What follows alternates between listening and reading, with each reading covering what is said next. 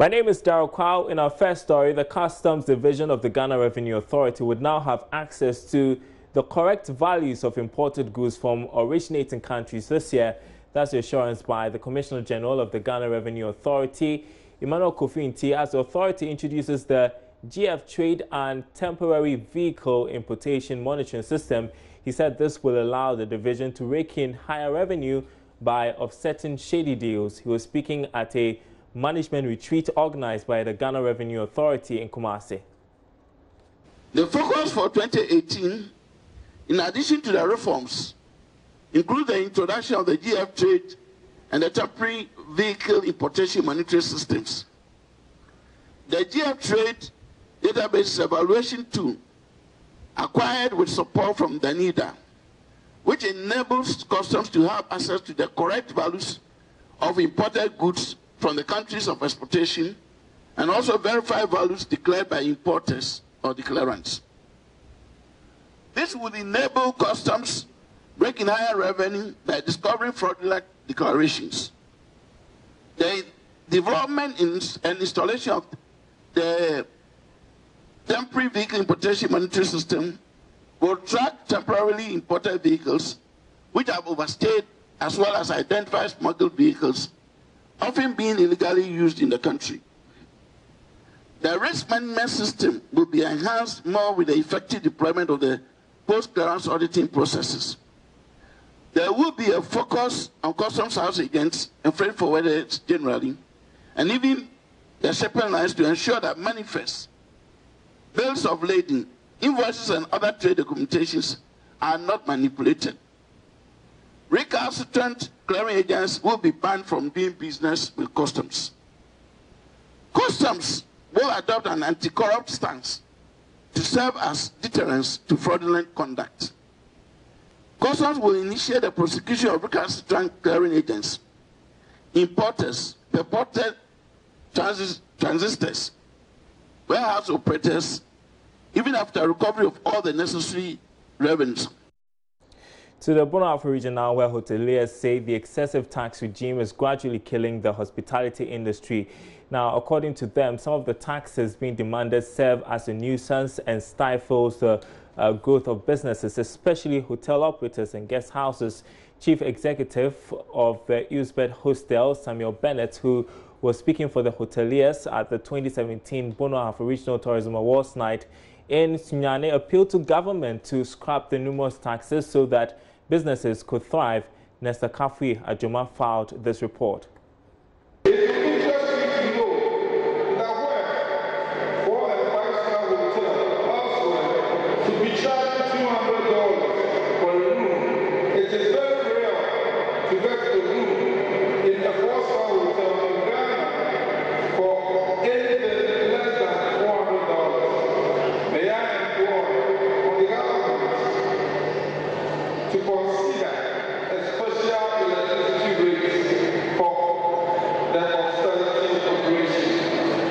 Acting Ahafo Regional Manager of the Ghana Tourism Authority, Joseph Apieje, said hotel operators in the region have been diligent with payment of their levies. He revealed the Ghana Tourism Authority is working hard to upgrade some underdeveloped tourist sites within the Ahafo region. We know the deplorable state of the center of Ghana, so we also recommended, and the Chief Executive has also accepted to add value to that site in Tampo Center of Geographical Center of Ghana. We are also adding value to Guabi Fima Monkey Sanctuary. Because Guabi Fima Monkey Sanctuary in Kintampo, they are like twin attraction sites. So if we should develop the attractions in that enclave, it will help move each other because they complement each other. Several organizations in the region were rewarded for playing various critical roles towards the development of the tourism industry. Daily Graphics Ahafo Regional Editor Emmanuel Edujemra was adjudged Tourism Writer of the Year 2017. Sunyane-based 3-star Uzbek Hotel was also rewarded for being the best hotel in the Ahafo region during the year under review. All right, we are turning to issues arising from plans to introduce the ECO, and former technical director of the West African Monetary Institute, David Asante, has downplayed any negative effect on the economic relationships between the Francophone countries in the West African sub-region and their former colonial masters. According to him, the commitment by all the West African states to use the common currency, ECO, is an indication that no country would depend on its colonial masters for financial support. He spoke to Joy Business. Until early this week, the ECOWAS has had to postpone the introduction of the common currency many times since 2003 due to the lack of political will as well as failure by member states to meet some target under the convergence criteria.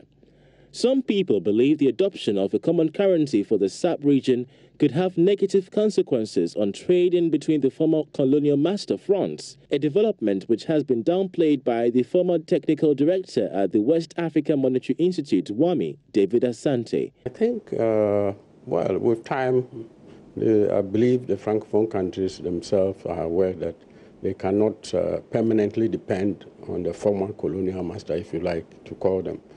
Since they are focusing on Europe, it's better also they find a way to focus in West Africa, where they can assert their real economic independence. So that I believe this is something that is in the right direction, and I'm sure now they are all very eager to join with ECOWAS to form the single monetary zone. At the moment, they depend a lot on the former colonial masters for trade. But this is a historical thing, just like Ghana. Ghana, we also depend a lot on trade with the UK. So it's a matter of time. These ties, if we present them with a better alternative, these ties will ease, and then they will find it more convenient and more profitable to trade within the sub-region. So how big is the West African market to promote intra-trade with the common currency? And I think it's happening. I would say it's more than big, because if the other countries like Gambia, which is very small, have its own currency and is managing it, we have 16 countries coming together with Nigeria spearheading it with a population of almost 200 million. Ghana is 20-something million. I mean, it's more than enough to promote any type of business we want to do in West Africa. So do I say we are considering population more in this? Both population and economic activity-wise, I think we are more than able to sustain any currency that we want. And as I said, if the individual countries are already sustaining their own national currencies, why not? And also the Francophones have proved that a common currency can work. Having worked at the WAMI for almost 20 years, he thinks the adoption of ECO could also present a good opportunity for industries and investors in the member states to reduce costs of doing business due to savings to be made on foreign exchange. Now, British High Commissioner to Ghana, Ian Walker, has warned that Ghana's drop in the Corruption Perception Index could affect investor confidence in the country. According to the index by Transparency International, Ghana dropped 11 places from the 2016 ranking to place 81 out of 180 countries in 2017. Now, speaking to Joy Business, Mr. Walker revealed that more stricter interventions would have to be employed to deal with corruption once and for all. A very positive step has been taken with the appointments of the Special Prosecutor. I think that's the first step and an important one. The next piece is making sure that the Office of the Special Prosecutor then follows through and delivers on his mandate, and that the governments and the opposition and civil society give him a chance to succeed, and I hope that happens. But more broadly, for me, the biggest antidote to corruption is transparency. It's clarity of process, and I think that no country is without corruption. I don't come here to lecture. I just say that corruption isn't something that I kind of feel that. Listen, I think corruption is really damaging for Ghana's interests, and therefore I think that the ability to uncover it and deal with it is absolutely essential. And secondly, that any perception of corruption is also a problem, because it's a disincentive for future investors, it's a disincentive for responsible investors, and I think Ghana has a huge opportunity, as I said earlier, real optimism, but it does need investments, and it will need, as it becomes more economically independent, it will increasingly become a bigger part of the global system, and in a global world we are interdependent, and how we get more people to invest here responsibly is going to be a key part of the future. So, not just dealing with corruption and being seen to deal with corruption, I think is essential for all governments, and it's important for Ghana. In other news tonight, government says it has no intention of extending the current IMF program despite challenges in meeting all targets to the April 2019 completion date. Now, there have been concerns about delays in achieving targets after recent program reviews. JoyNews captures some of these concerns that have left a lot worried about the program's fate.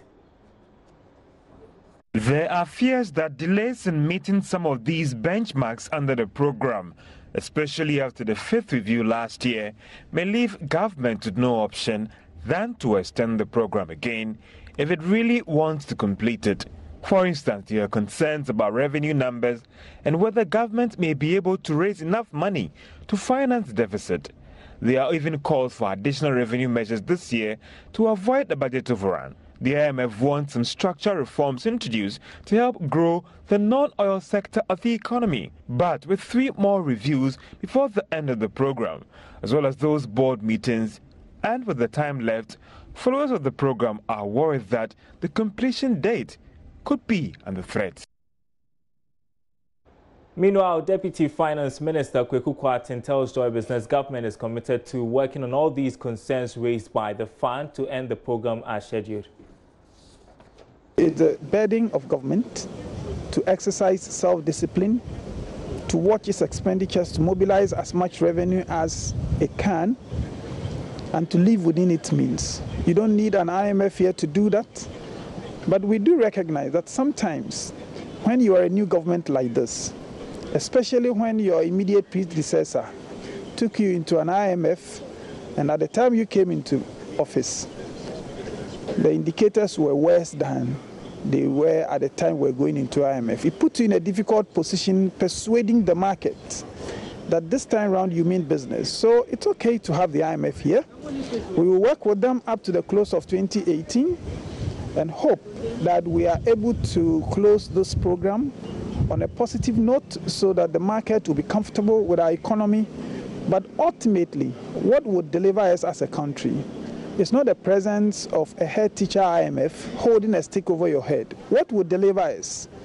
It's our discipline to mobilize revenue, to tame our expenditures so that we have a stable economy in which businesses can grow, create the jobs, and create the prosperity we want. And you're optimistic you'll sail through this review? We will. The 6th review, we will go through the 6th review. I mean, once we committed to stick with the IMF beyond the originally stated end date, that was April 18, once we committed to extend this further, it is our responsibility to prove ourselves well so that the market would continue to have the kind of confidence they've had in this administration since we came into office. So we would work with the IMF, but as I said, we are thinking carefully about how we signal to the market beyond IMF that IMF or no IMF, Ghana is a serious country, and that if they invest their monies in our economy, their monies will be stable, they will get return on their investments, and that Ghana is capable of creating economic activity and associated jobs that would give our people income and reduce poverty for us. Telecoms giant MTN could raise about $650 million in its planned initial public offering. That is information that Joy Business is picking up from our sources. There's more in the following report. The proposed amount to be raised is still provisional, as it will be based on securing some waivers from the Ghana Investment Promotion Center and regulatory approvals from the Securities and Exchange Commission. Sources say MTN could be looking at raising at least $450 million or as much as $620 million if it secures all the approvals from regulators. This will pave the way for the initial public offering to start possibly after March this year, and the listing could likely come in June 2018. However, there are fears that MTN could face some challenges. That is, would they be able to raise all the money if they go with the approach of restricting public offerings to Ghanaians, a proposal that was meant to give real meaning to the local content policy? Well, Joy Business understands that finance house IC Securities will handle the public transactions for MTN as well as another finance firm. Also looking at the numbers closely, it could be possible that MTN Ghana might be worth over $2 billion. Well, head of research at Databank, Alex Brong, says MTN's participation on the stock exchange will stimulate more vibrancy on the bourse. Reacting to the impact of MTN's decision to issue an initial public offering, Mr. Brong has said its success would depend on the price offered for a share. So, in my view, I think it should generate some level of interest, but the success of it or not, I think, will largely depend on the pricing. I mean, multiples are skyrocketing on the exchange. I mean, if you look at the numbers on a year-to-date, we are talking about something close to 30%. Are we also going to be looking at more, engagement from foreign investors as well? Well, for that, I think further clarity will be needed because per the regulation, the 35% should be sold to the Ghanaian populace, you understand? And raising $447 million is just about 2 billion Ghana cedis on the domestic matter, I think could pose as a challenge. But looking at the growth story of MTN, I think that the investor community will actually be happy. This is going to be massive. I mean, if you take the cross-listed stocks like ETI, maybe Anglo Gold Ashanti and Talo, MTN certainly is going to be the biggest or the most capitalized stock on the stock exchange, talking about an estimated capitalization of about close to 6 billion Ghana cedis. So it is really going to be probably the biggest player on the market.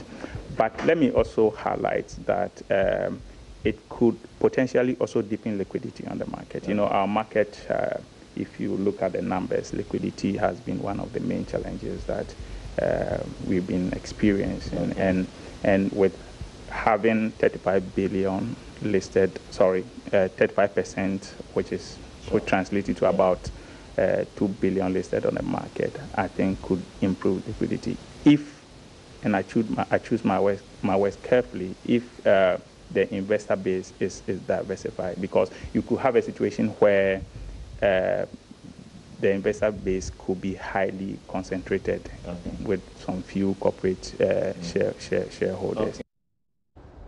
We are headed for the Ashanti region again, and hawkers have taken over the doomed pedestrian footbridge constructed to ease human and vehicular congestion in the central business district of Kumasi. Now, persistent efforts by city authorities to rid the 70-meter high structure of buying and selling appear to have gotten out of control, as the perpetrators now have a field day on the bridge. Nana Sensu-Mensah has more in this next report.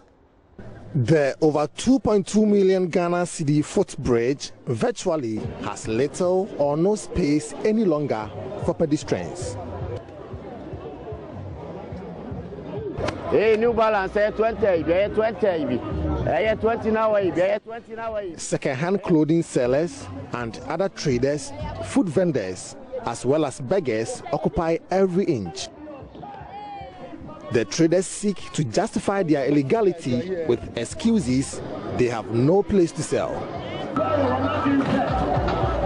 Wofayao is father of 4, physically challenged man. He tells me his major source of income is the second-hand footwear he sells on the footbridge. Hey, New Balance, 20. Central Market 18. na essence wa mo betu ye free ha say no e free 18 no menya ba bia I used to sell at the central market, but because we are not allowed to sell over there again, I came here on this footbridge to sell. But I have no choice because I am physically challenged and I cannot go to race course to sell because of my condition. I have 4 children at home and I cannot beg to cater for them. So I have to work to keep my family going.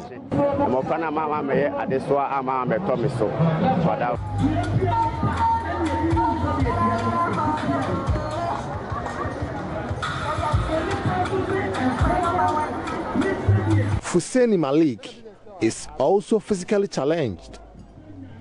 Unlike Ofayao, he has found a safe haven on the metal frame where he can easily catch the eyes of person sympathizers who respond to his trade, begging.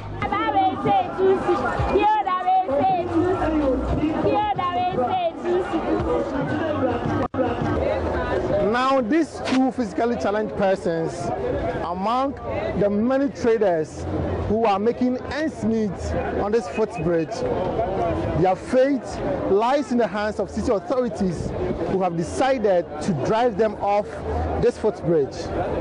Now, this might not be successful or possible until enough space is created for these traders to work. They will go and come back on this same footbridge and others within the metropolis. There are public concerns about what many people find a worrying trend and looming danger.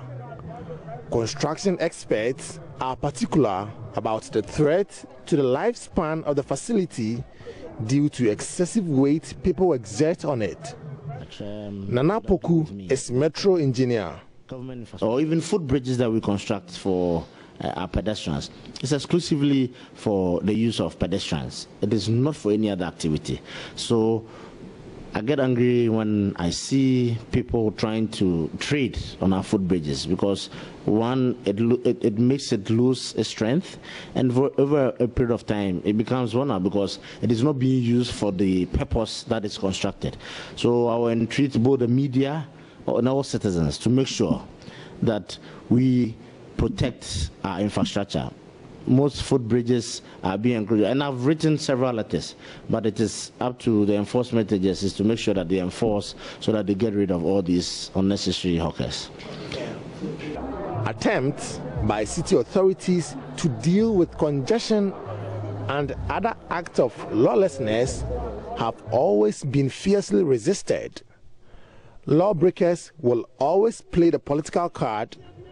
We won't vote is the popular refrain. Another test case for city authorities. Reporting for JoyNews, Nana Asenso Mensah. Turning to our interview of the day, an economist, Courage Mate, is re-emphasizing calls for West African economies to ensure fiscal discipline if they want to meet the convergence criteria for a single currency. With the ECO taking a lot of influence, it could limit the depreciation of the cedi against the dollar, because a lot of the use of the dollar or demand for the dollar is not necessarily to bring in items from the US. Some transactions, even within this West African coast, is done through the US dollar. But if you have the euro being the legal tender across the West African sub-region, it could take off some of the pressure on the cedi having to go through the dollar for, other transactions. So I think that from the start, it should be used together with the cedi. It will ease some of the pressure on the cedi against the dollar also. And I do think this whole stride for a common currency in 2020 is very much justifiable. I think it is. It is from the perspective of what it can do. If you want to bring in goods or sell goods in other countries on the West African coast, you need to change your local currency to that currency of. But you don't need to expose yourself to this currency risk with the ECO being a legal tender here in Ghana and in other West African countries, you can bypass that risk and just directly enter or access those markets and vice versa. Again, with the ECO being a more stable currency, very likely than the local currencies, it could also stimulate investor confidence and bring in some foreign direct investment, because the foreign investors will see that there is an ECO which is more stable than the local currency, and so the exchange risk will be minimal then. So whilst it could promote trade, it could also promote or increase foreign direct investment to this part of the world, which is what we need actually to add value to our economies across the sub-region.